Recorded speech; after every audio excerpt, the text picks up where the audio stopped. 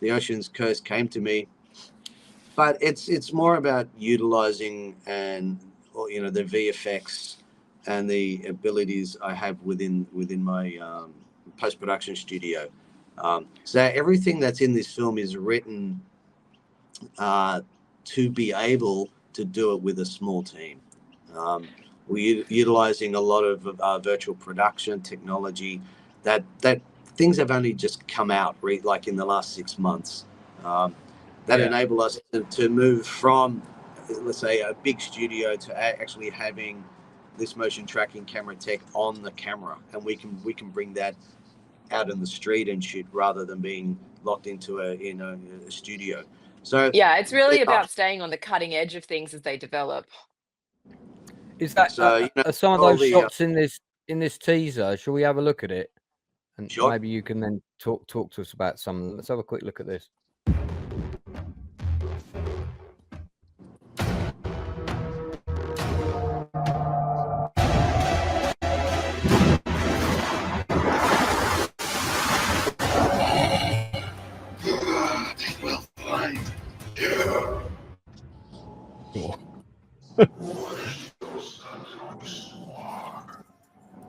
Yeah, so I mean that teaser was cut together with a bunch of basically test footage that we'd been putting together, seeing what the capabilities, how good we can get.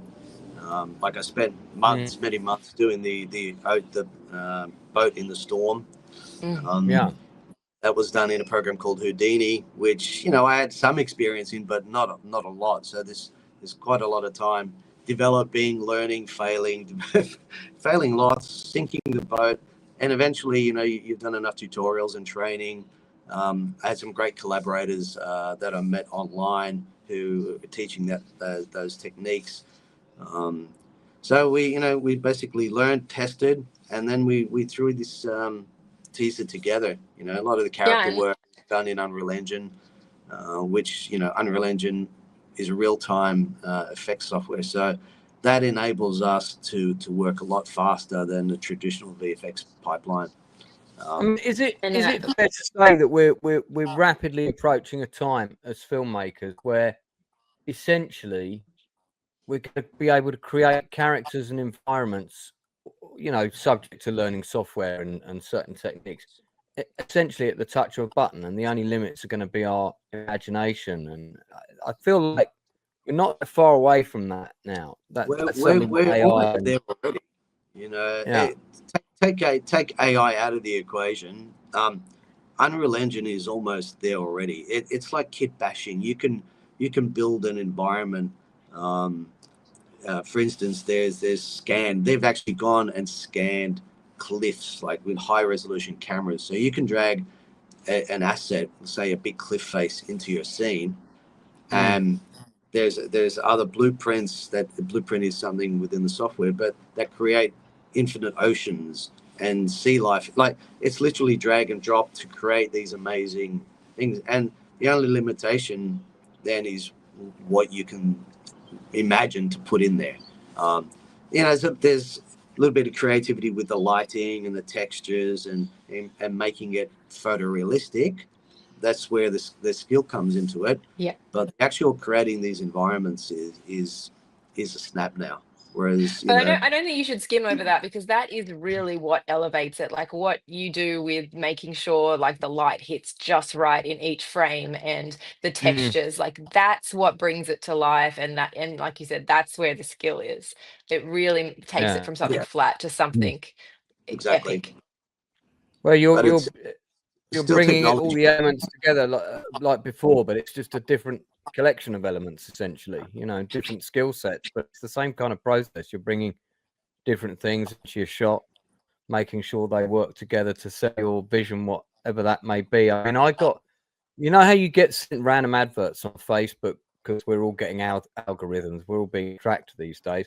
I had an advert come up for military VFX packages, and it had these shots of these various actors coming around, presumably the same green screen. It was kind of like a hot guy and a hot girl and combat fatigues, and in one shot they're getting out of an APC, and then in another shot they're getting out of a Humvee, and then in another shot they're getting out of a combat helicopter, and another shot they're getting out of a jet fighter, and all of them looked completely real. So it's just like you can buy these assets now, put them in your movie instead of paying 20 grand to rent a jet fighter for a week or whatever. It's just incredible. My dad who was a graphic designer but very into movies, if he was still around, he'd be amazed by this kind of stuff. He'd be wanting to learn how to use it. Have you seen those same kinds of things? Have you seen those things? Yeah, there's so many of them, of those assets. The hard part about using things like that, they're great for explosions and things like that. The hard part of using like a 2D asset of, let's say, an airplane or a helicopter is that it's lit in a certain way. And if your characters are not lit in the same way, you have lighting from different directions, it looks fake. Anyway, your eye will pick up on little subtleties like that.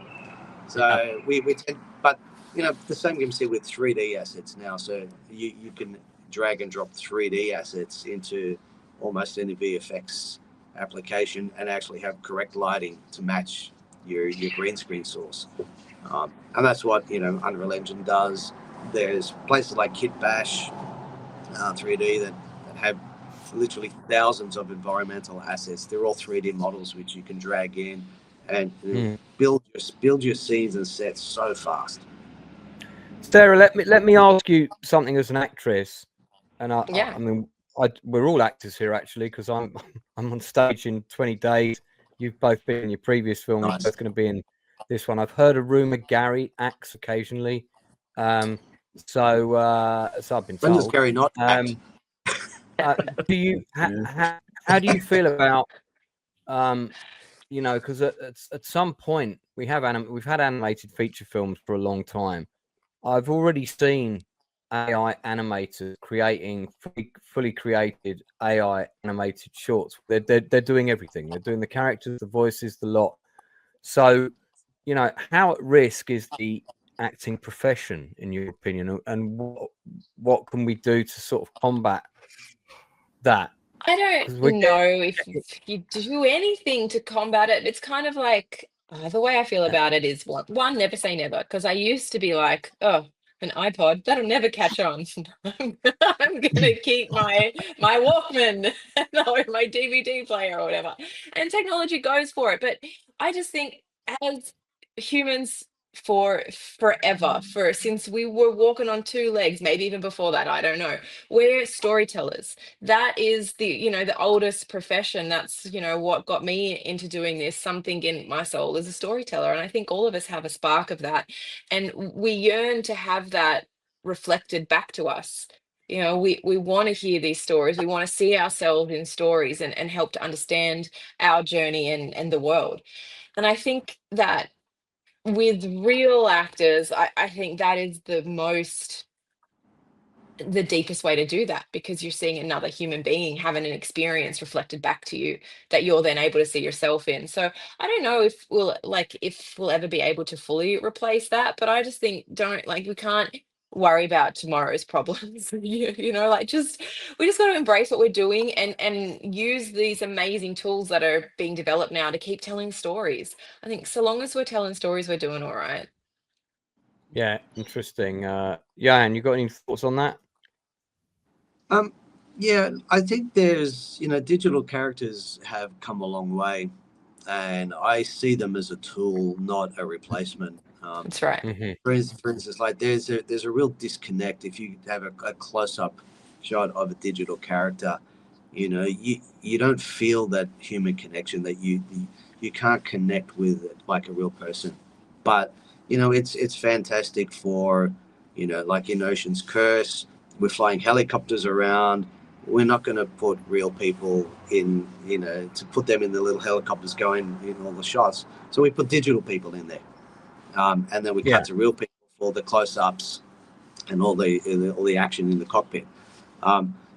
Digital humans will have a place, and they're only going to get better and better as time goes on. So like Sarah said, you can't worry really where they go, but actors, if they, you know, still maintain their craft and you know, are good, solid